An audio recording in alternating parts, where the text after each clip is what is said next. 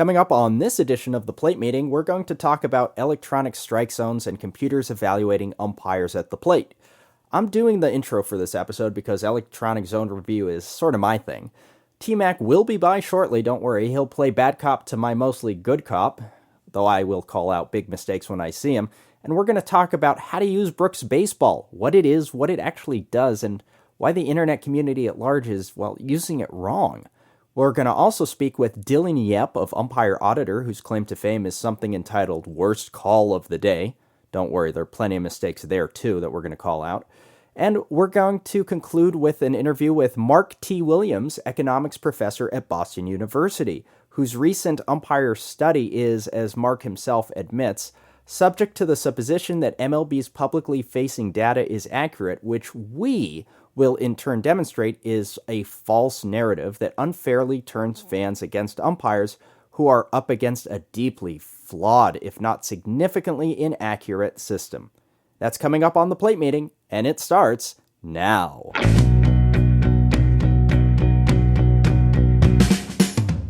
We welcome you to the Plate Meeting. It's Gil, and T-Mac will be along shortly. In this episode, we'll give you a master class on the strike zone debate in baseball. We'll talk about the history of how such a concept came to be, what it looks like now, and what the pitfalls are of a system that appears to prioritize broadcast availability over training and accuracy. We'll speak to Dylan Yep of Umpire Auditor and Boston University professor Mark T. Williams, whose recent study of league-wide ball strike data caused a stir across baseball. But first, let's recap the history of electronic balls and strikes. How did we get here, and what does here mean anyway? We teased this a little bit after MLB, in the lawsuit the league is defending from Angel Hernandez, petitioned the court to order Hernandez to turn over communications between himself and the umpires union. Now follow this. The name Phil Jansenn, who is an administrator at the union, came up in litigation, and we went back to the early 90s to trace how Jansenn, an American League supervisor at that time, wanted to use technology in the locker room to help train umpires and improve pitch calling through a simulator designed by Dr. Grant E. Secrist and Burl Hartman called Situation Awareness Training System. It was originally designed for U.S. Air Force personnel so they could train in fighter situations, something that they were willing to modify for use in professional baseball under the name Silver Strike for the purpose of umpire training, something that the doctor actually said, hey, baseball, you can have this for free as part of a training package if you pick it up. Think about cage work at umpire school. Now think about batting practice that a team takes on game day. The umpire's version of batting practice in the locker room would be cage work, except that it's not a real cage, it's a simulator. And the simulator could throw 50 pitches on the outside corner if you wanted to make sure that you had the slider ready to go. Or you could see 50 knuckleballs because you have a Tim Wakefield or another knuckleballer on the mound and you want to get that pitch right that night. That's what the tech was supposed to be for, training. Now, we talked about how the commissioner at the time, Fay Vincent, felt that umpires were mistreated by the owners, how the owners in turn voted him out of his job and replaced him with Bud Selig, who appeared to do the job, well, a bit differently. For instance, Selig, according to author Bruce Weber, wanted to rein in the umpires. From what I don't really know, but he was in charge when the AL and NL staffs merged into one MLB staff, or as Weber wrote, he set the stage for the confrontation between umpires and baseball in 1999. And although that confrontation did prove explosive in 99, and although it may have quieted down in the years since, it clearly hasn't gone away. For instance, Selig's office terminated Jansen shortly after the merge. After all, Jansen was still touting the idea of a simulator to train umpires, while the league really wanted to go with a system called QuesTec instead because QuesTec would rate and rank the umpires rather than train them. We'll get back to that decision in a second. But for now, John Hirschbeck was president of the World Umpires Association at the time, and he received a 10-day suspension in 2003 for threatening a league lawyer by the name of Rob Manfred, of all things, over Jansen's dismissal. Compare that to MLB in the modern era, refusing to suspend players such as Ian Kinsler even one game for personal attacks on umpires after games, while suspending Joe West 3 games for comments about Adrian Beltre that Beltre himself laughed off as a joke, and you'll begin to understand why the wristband protest of 2017 took place. Anywho, the mid-2000s saw QuesTec come into play, and that eventually turned into SportVision's PitchFX as QuesTec, the company, fell apart, replete with an impending FBI investigation, whistleblowers, and a publicly traded stock that crashed to virtual worthlessness. SportVision, from the get-go, said that their system had a margin of error. PitchFX has a margin of error, is what they said. And when MLB brought the concept in-house in the form of StatCast in 2017, we stopped getting information about the system's error. The public communication about error stopped. Actually, SportVision's lawsuit against MLB Advanced Media alleging patent infringement about the PitchFX to StatCast transitions is still pending in court the last time I checked. But here's the problem. And this goes back to the decision to go with QuesTec over the pitch calling umpire training simulator. QuesTec gained favor with MLB and executives Sandy Alderson and Ralph Nelson, both of whom Selig brought into the office despite neither of them having any umpiring experience, yet they oversaw umpires. So QuesTec gets picked up by them because of its sales pitch about rating and ranking umpires. Nothing to do with training. Remember, Jansenn wanted training. That's the only reason he wanted the tech. He wanted the cage work simulator type program, which MLB purportedly said no to. So the Umpires Union actually sued the league in the mid-2000s because of that. They said, hey, where's the training? Dr. Secrist himself, for instance, appeared quite upset that the umpires weren't even involved in QuesTec's development and actually wrote an analysis in 2002 called The Mismanagement of Professional Umpires. As we'll hear from Dylan Yep of Umpire Auditor, the system in use today was never designed for accuracy. It was designed for expediency and broadcast. And that appears to be true. 538, which is owned by ESPN, found system error increased drastically when MLB switched to StatCast in 2017. Sports Illustrated that same year estimated the system had a 1.7-inch margin of error in all directions, not to mention calibration error, vertical zone error, and other complications. When MLB first tested StatCast, actually, according to Joe West, the system missed about 500 pitches in that trial month of April, and as West said, when I say it missed 500 pitches, that didn't mean they called them wrong. They didn't call them at all. The system just didn't acknowledge that the pitch existed. It just do-over. On Close Call Sports, we've observed that phenomenon too. We've had ejections and written articles about the computer failing to capture pitches or getting the pitches wrong because of calibration error or failing to accurately portray that 6'7" Aaron Judge is slightly taller than 5'6" Jose Altuve, which affects their vertical strike zones, etc. It's a problem that Brooks Baseball suffers from on its game plot that treats every batter the same. Brooks makes no definitive statement about umpire accuracy. That's not what it was designed for, mind you, but that website does leave a graph out there for public consumption, and you're bound to see blatant misuse anytime that happens. Everyone on Brooks gets a strike zone from about 1.5 feet high to 3.5 feet high. And we know that's not accurate because, well, Judge is about a foot taller than Altuve, but per Brooks Baseball's strike zone plot for the whole game, they have the exact same strike zone. That makes no sense. Not to mention that according to Brooks Baseball's graph, each baseball is a singular data point. That is to say, the green square or the red triangle doesn't reflect that the ball is nearly 3 inches in diameter. The rule book says, it's a strike if any part of the ball passes through any part of the strike zone. But that's not reflected whatsoever in the Brooks visualization. Obviously, that's not just Brooks. It's not going to be reflected in any two-dimensional zone that doesn't account for a 3D plate, and that includes MLB Gameday or Baseball Savant, even TexasLeaguers.com. If a sinker or slider misses the front edge of home plate, the public-facing system will say it's a ball, even if the pitch, due to its movement, passes through the strike zone at some point behind the front edge of home plate. We at Close Call Sports know this. You know this. But here's the worst part. MLB knows this too. Or if MLB doesn't know it and we don't have any official word that they do or don't, following the data and following what MLB's methods are, it sure looks like they do know it. We know they know, or technically we think we know that they know, or we think that they know that they think they know we know they know. Because they evaluate their umpires using a different standard than that which is used for public consumption. Think about this again. Either MLB knows that the public-facing data is not right, or they have enough concerns or other issues that they have to apply a completely different set of standards when talking to the umpires about ball strikes in private. So outside of that umpiring department bubble, we're left with data that we think is faulty and we think it's inaccurate, but it's the only public data that's out there. That's it. There's nowhere else to turn.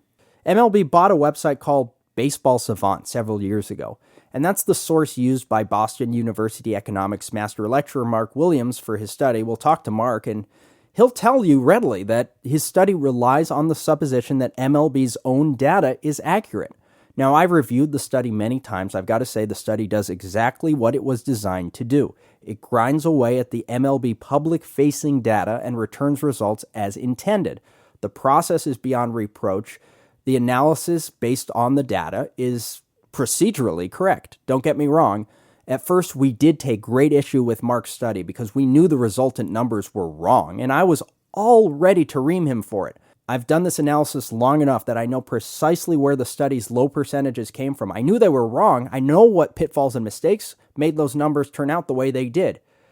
Yet, in going over all the methodology and the techniques that were involved there, it became quite apparent that the issue wasn't the study's methods. Again, the study does exactly what it was intended to do. The problem is that the study's vital assumption that the underlying data is accurate appears to be itself inaccurate or misplaced. Again, it's this core reliance, something that must be true in order for the study to be meaningful. The assumption that MLB provides the public with accurate data that, let's just say, complicates matters. And for reasons we'll get into during the interviews, the public-facing data appears dubious. And to clear it up, whether the PX and the PZ numbers, which weren't even used in Mark's study, are accurate or not is just one little element that for now is neither here nor there. We don't care about that as much as the issue, even before that we get to that point, that there is no context for these numbers, which means it's open to public interpretation. We're up the creek without a paddle. And we know what happens when the public tries to interpret something. We see it with rules, situations, and announcers all the time. There's a reason that the MLB umpiring department's private evaluation metric called zone evaluation holds that umpires are at least 97% accurate behind the plate, while Mark Williams' study, which again uses Baseball Savant data, which is another way of saying it uses MLB's public-facing data, shows that umpires are in the 91% range. To recap, one part of MLB says that umpires are over 97% accurate. Yet another part of MLB says they're in the 91% range. What's going on? This discrepancy of 6 points is very concerning, especially when the upper number is within 3 points of perfection.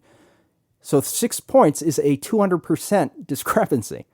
It's like I was driving 55 in a 50 zone and the radar said I was going 60, or conversely, for a better baseball analogy, the pitcher throws a 97 mile an hour fastball and the radar gun shows 91. That could affect his draft odds, couldn't it? It's as if behind closed doors, one arm of the league is telling umpires they are excelling at their task, while another branch of the league on the other side of the doors, the public-facing side, is telling the public that umpires aren't really good at calling balls and strikes. At least that's what it feels like. And to be honest, that's a shame. In front of baseball's mainstream audience, for instance, Commissioner Manfred in 2017 told ESPN, quote, "I believe we will get to the point that balls and strikes can be called in real time by a machine." But that same year, he also said at the smaller scale, Paley's Center for Media, quote, "In all candor, that technology has a larger margin of error than we see with human umpires."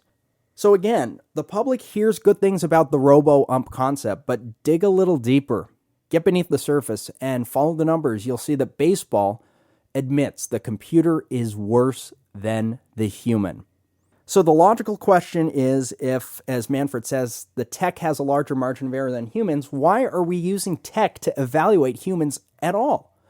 How do we guarantee the tech is reliable enough to evaluate humans, given that the league just admitted that the tech has a margin of error that outpaces the human's margin of error? How can we trust the robot? It's something that the league understandably won't dwell on. Could you imagine if suddenly ESPN K-Zone or Fox Tracks is proven unreliable? No. People love blaming umpires. We know that. And inaccurate as it might be, the strike zone box gives them a chance to do just that. We've talked on Close Call Sports many times about how the vertical strike zone is inaccurate. We have empirical evidence that StatCast has missed hundreds of pitches by failing to register them at all, etc. Yet we go back to Dylan's observation that the system wasn't designed for robo-ump purposes. It was designed for broadcast. Go back to Jansenn and the training and how MLB dealt with that, and I think we can confirm that. It was never designed to accurately train umpires. It was designed to provide some entertainment element of, hey, I can rank 1 through 76 or 68 at the time.